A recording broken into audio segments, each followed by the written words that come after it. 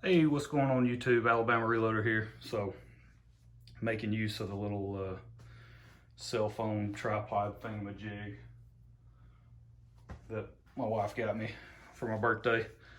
Recommendation from my brother. He was like, hey, get him a tripod, hold his phone and all that. So we're gonna give it a shot.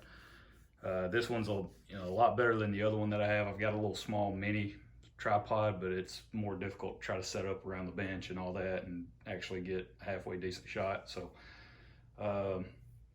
but I have been out of town for work for the past 4 weeks. I'm home this week. I will be back out of town for work next week. So I'm trying to cram in a little bit of reloading time. I don't have time to for a lot of reloading, but trying to get a little bit done. Also, I'm gonna try to possibly, maybe, go to the range and just get whatever shooting done that I can get done. I've got 270 Winchester I need to shoot, some 350 Legend. We're gonna shoot some factory ammo that I was able to come across, some 180 grain Winchester stuff. Probably some 357 Magnum, and I would like to break in that new 308. I'd like to break that barrel in, but I don't think we're gonna have enough time to do all that. So we're just gonna get done whatever we can. But so this video, I wanted to, since I'm limited on reloading time, I wanted something, hey, easy, kind of get back in the swing of things. I had to knock the cobwebs off my press because I haven't touched it in so long. So I just wanted something I could get back into the flow of, sort of the reloading process. This is actually take number 2 on this video. If you follow me over on Instagram, you know that I posted a photograph of some 357 Magnum, a couple of rounds that I loaded up, plus that pound of H110 that's sitting over there on the bench, and some CCI primers, small pistol Magnum primers. So I posted a picture of that, said, hey, if you want to hear me ramble about 357 Magnum, go check out the video that I just uploaded. Which I did upload that video for about a split second. And then quickly realized I made a huge mistake. After I uploaded the video, I was just looking through my load information, and I was way off on the charge weight that I used. So all I wanted to do, I'm using new Starline brass, and I just wanted to load up some 125 grain. Actually, these guys right here, the Barnes, 125 grain. I wanted to load up some of those. I was gonna load up about 30 of them. I think that's what I have left. And I was just gonna use that load that shot really well the last time I was at the range.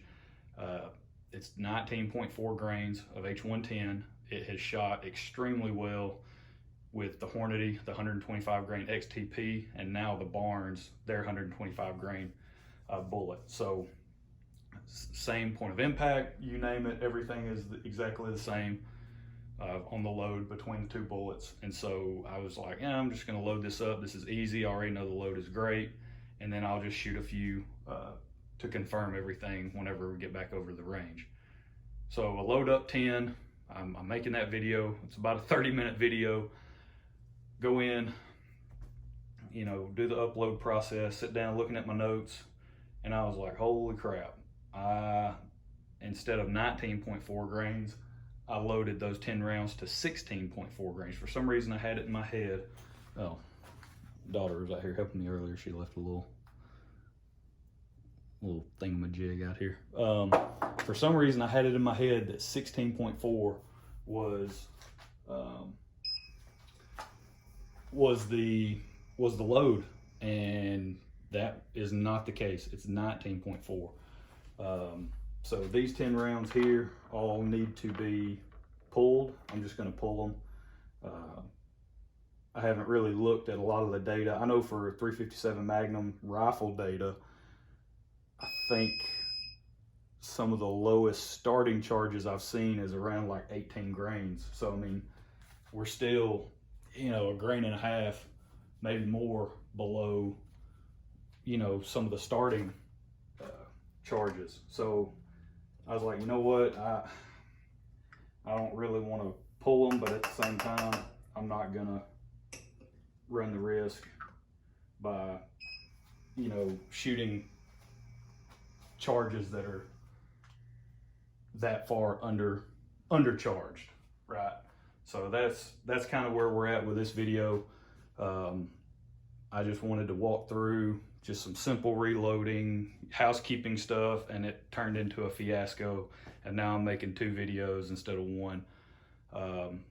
But so goes life, so goes reloading. So basically what we're doing here, I'm gonna move you guys around. So I've got the RCBS Charge Master 1500, which I really don't use this a whole lot. Lately I find myself using mostly just the digital scale portion. I really don't dispense a lot of powder out of it anymore. I'm only doing that now since I'm gonna be loading up several rounds of the same charge weight. But I have really been enjoying using just like this Redding beam scale, you know, using that and weighing out my test charges and then moving forward that way. I've been doing a lot of bullet testing, you know, bullet powder combination type testing and all that. So I really don't have a true need, we'll say. Let's try to position you guys so y'all can see what's going on the business end of the bullet seating. I'm gonna go ahead and seat a couple bullets here. But yeah, I haven't really been using the Charge Master the way that it's intended to be used. Of course, I dropped the first one I'm trying to seat, but whatever. And so all this brass is brand new. I did run it through the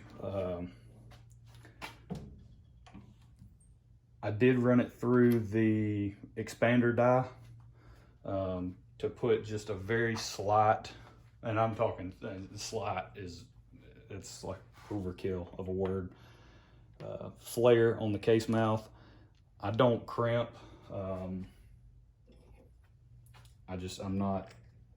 It's not that I dislike it or that there's no place for it. It's just, you know, I shoot almost exclusively bolt action rifles, basically. As of right now, I shoot exclusively bolt action rifles, and I don't have the need to crimp, and I put such a light flare on there, if any at all, even with pistol stuff. I don't crimp. So I'll tell you what, I dropped the second one. Oh man, I just can't hold on to them today. But that's all we're doing. I'm covered in grass, just got done cutting the grass. So that's our finished round. That's what she looks like. And that's using those Barnes bullets. Pretty wicked looking round. And I think from the data that I collected on these, I think I want to say we're running around 2,000 feet per second, maybe just a touch over 2,000 feet per second. I'll have to go back and look at my notes, but I'm pretty sure that's where we ended up. And mostly because there's such varying data when it comes to 357 Magnum and these 125 grain bullets. If you go and look, some of the various sources, you know, they show a max charge of like 20 grains. They don't have 125, they just got the 180s listed. Okay, but on the bottle. But various load sources that I checked out, you know, they were showing 20 grains, I think maybe a little less than that as the max charge for this bullet powder combination. And then you go over to like the Hodgdon website and they show a starting charge of 21 grains and a max charge of 22. So, you know, yeah, it's kind of this data is all over the place a little bit in terms of the range. And so initially I had worked up to, it might have been the Hornady manual, I can't remember now. I might have used their max data and just worked up to that. But then I came across the Hodgson information and I was like, well, I'm just going to keep pushing beyond that and see where we get. And so around this 19.4 grain load, we averaged, I shot 10 rounds last time I was at the range just to get velocity data, and we were just over 2,000 feet per second. So when it comes to something like this, make sure you're checking all your, as many load sources as you can to try to pull as much information, as much data as possible to make an informed load decision. And then always go back, double check your notes, double check your load information. Don't rely on your memory like I tried to do. That ain't the first time I've done that, but don't rely on your memory. Just go back, double check yourself, verify that, yep, that load is the correct load before you cause any damage. And I'm just using the Lee die set. So use the powder through expander die to flare the case mouth just slightly. Now I'm just gonna run through these with the bullet seating die.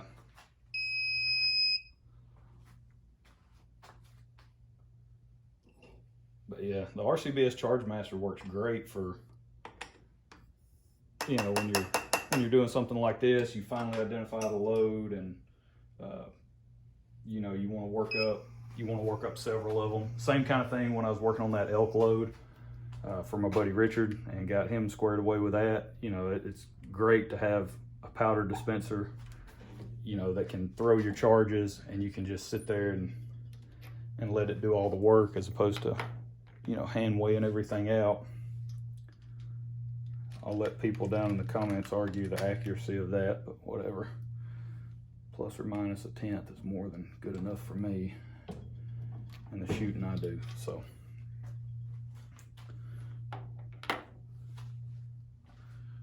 I'm just rolling through these. This is a pretty boring video, not much going on. I wanted it to be boring, but again, this is take 2, so it just is what it is. Sometimes you make those mistakes, and hey, just try to learn from them, and remember next time to double check the load information, and don't try to operate off memory. Don't try to load off memory.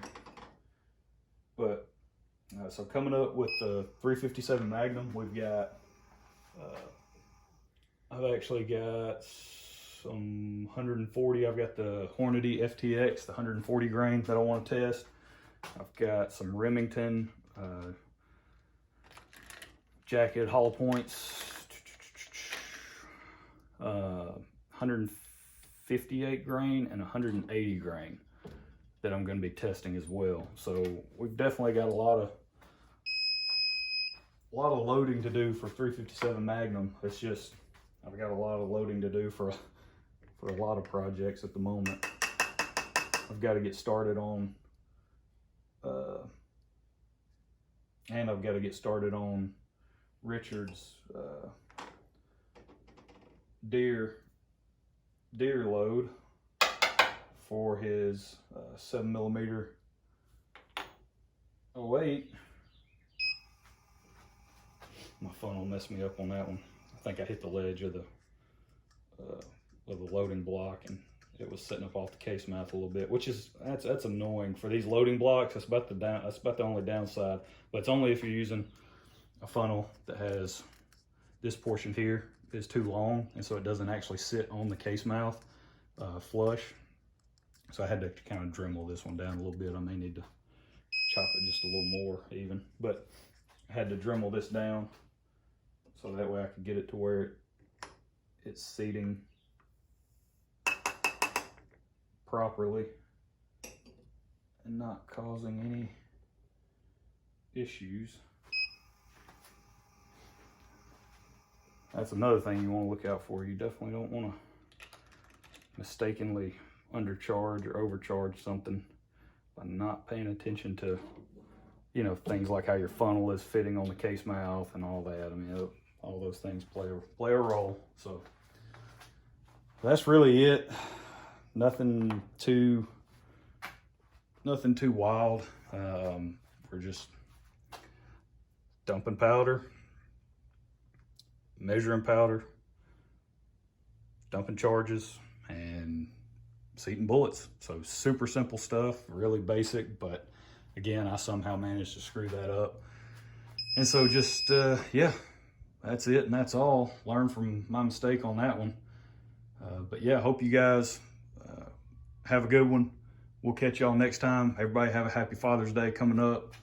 Y'all make sure to run down, check out Mr. Big Guns in Huntsville. Go see Matt, Tom, Will, Brandon, all those guys. Tell them I said, hey, stop in, see what all they have for reloading components and rifles and stuff. So we'll catch y'all next time. Y'all have a good one.